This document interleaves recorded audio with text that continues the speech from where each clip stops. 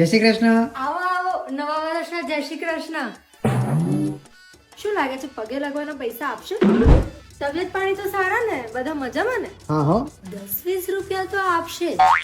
બેટા શું કરે છે આજકાલ? સ્ટડીઝ અંકલ, હજુ તો મારે ભણવાનું ચાલુ છે. આપશે જ ને, દર વખતે તો આપે છે. એક કામ કરું, મસ્ત નાસ્તો લઈ આવું, એટલે 50 રૂપિયા તો આપશે. અંકલ શું લેશો નાસ્તામાં? સમોસા કે પકોડા? ના ના, આજકાલ બહુ તેલ વાળું ખવાય છે. તને ખબર ને તહેવારોમાં તેલ કેવું આવે? અરે અંકલ, ઘરે જ બનાવ્યું છે તો બેસ્ટ ફોર હેલ્થ. હું લઈને આવું. હા, આલો ગરમા ગરમ સમોસા. હવે તો 50 રૂપિયા આપવા જ પડે. તો ચલો હું જાઉં. હા હવે મહેનત વેસ્ટ. છોડો યાર, આવા તો ઘણા બધા મોકા આજે મને મળવાના છે. લે બેટા, પગે લાગવાના 100 રૂપિયા. અરે વાહ, મહેનત કા ડબલ ફલ.